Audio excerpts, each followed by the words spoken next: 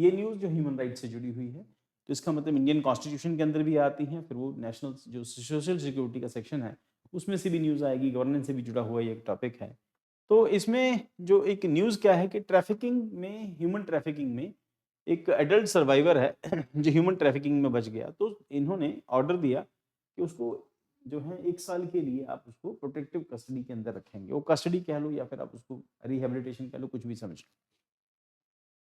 So Bombay High Court recently invalidated the order that placed an adult survivor of human trafficking in a protective home for 1 year, holding that such confinement in absence of statutory jurisdiction. Justification?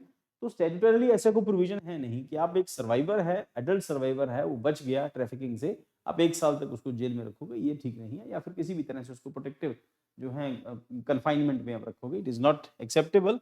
And the court clarified that institutions established under the Immoral Trafficking Prevention Act 1956 (PITA) are intended for rehabilitation and care, not involuntary detention. It emphasizes that an adult survivor right to personal liberty and freedom of movement do not stand suspended merely because she was subjected to trafficking. The case arose from the police raid in Maharashtra, where the survivor was detained on the preassumption that her economic vulnerability and lack of family support could push her back into the sex work, as assumption the court found legally impermissible.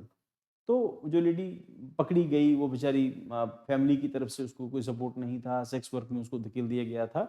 अब वो recover हुई तो वो कह रहे हैं कि इसको 1 साल तक कस्टडी में रखेंगे। वो लोग कस्टडी में नहीं रखना है, इसको रिलीज करो आप, क्योंकि कोई भी ऐसा लॉ जो है वो ऐसा करना अलाउड नहीं करता। Then temporary custody after rescue, हाँ टेम्पररी कस्टडी होती है, उसके पीछे जो टेक्निकल इश्यूज हैं वो हैं। अंडर सेक्शन 17 ऑफ पीटा, the rescued person may be placed in safe custody only when immediate production before a magistrate is not feasible. आपको मैजिस्ट्रेट के सामने लेके जाना वो फिजिबल नहीं है, इस घंटे करके आप 1-2 दिनों के लिए अब उसको कंटेन कर सकते हैं। And such custody strictly time bound and can not exceed, 10 दिन से ज्यादा का नहीं होना चाहिए। Upon production before the magistrate and inquiry mandatory, तो जज साहब के सामने जब मैजिस्ट्रेट के सामने लेके जाएंगे तो इंक्वायरी बैठेगी, इंक्वायरी में इंक्वायरी कमेटी की जो रिपोर्ट आएगी उसकी बेस के ऊपर होगा। Then during the stage interim placement may continue but only up to 3 weeks. An extension beyond this period requires a reasoned judicial finding. अगर उससे ज्यादा टाइम के लिए आपको रखना है, 3 हफ्ते का ज्यादा से ज्यादा टाइम है, उससे ज्यादा टाइम के लिए रखना है तो आपको फिर परमिशन रिक्वायर्ड होगी। Long term placement protective home for 1 or 3 years is permissible, 1 to 3 years permissible only if the magistrate record a clear conclusion that the individual is genuinely in a need to care and protection. 1 से 3 साल तक रखा जा सकता है, पर important ये है कि उसको वो केयर रिक्वायर्ड है या नहीं। अगर कोर्ट को लगेगा कि बाहर के एनवायरनमेंट में ये सेफ नहीं होगा या ये वल्नरेबल होगा और या इसकी उम्र कम होगी, तो 1 से 3 साल के लिए रखा जा सकता है।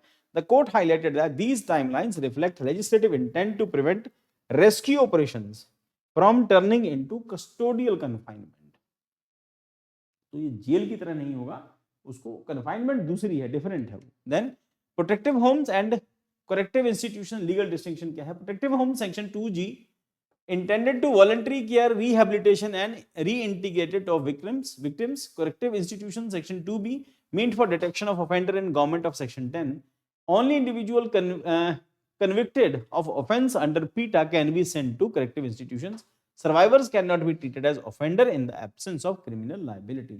तो वो तो बेचारा पहले से सर्वाइवल है, जो ना सर्वाइवर है, तो सर्वाइवर को जेल में रखना ये तो इडियोटिक होगा, बेवकूफी भरा होगा, तो ये नहीं करना आपको।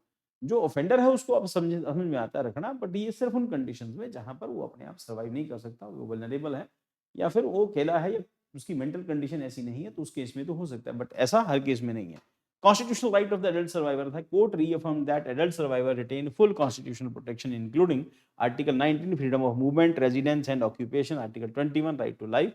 इन सब की ये वायलेशन हो सकती है। Unlike children, adults cannot be subjected to prolonged state control without their consent. अब बच्चों के केस में क्योंकि बच्चा छोटा है तो उस करके उसका कंसेंट नहीं है, बट अगर एडल्ट है तो उसके कंसेंट के बिना, उसकी मर्जी के बिना किसी को भी कस्टडी में, किसी भी फॉर्म की जो कस्टडी है, किसी भी टाइप की कस्टडी उसमें रखना जो है कॉन्स्टिट्यूशन की वायलेशन होगी, अनलॉफुल डिटेंशन होगा।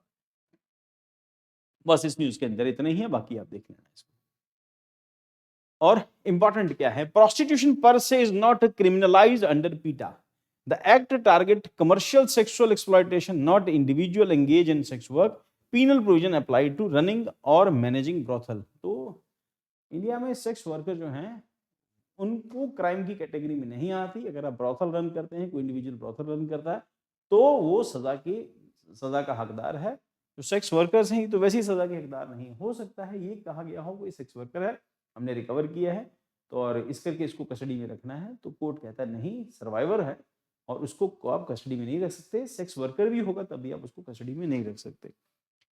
एंड उसके बाद living of earning of prostitution, अगर वो प्रोस्टिट्यूशन के ऊपर डिपेंडेंट है, क्योंकि इस तरह का गंदा जो ऑक्यूपेशन है कोई भी अपनी मर्जी से एक्सेप्ट नहीं करता है।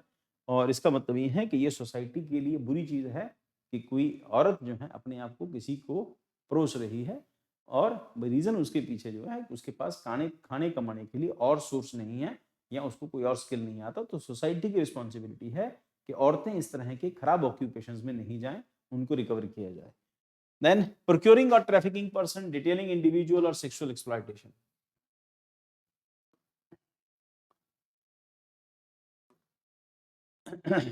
Living of earning of prostitution, procuring or trafficking persons, अगर आप कोई इंडिविजुअल ट्रैफिकिंग कराता है पर्सन से, इंडिविजुअल से, ह्यूमन ट्रैफिकिंग है तो उसको सजा का प्रोविजन है।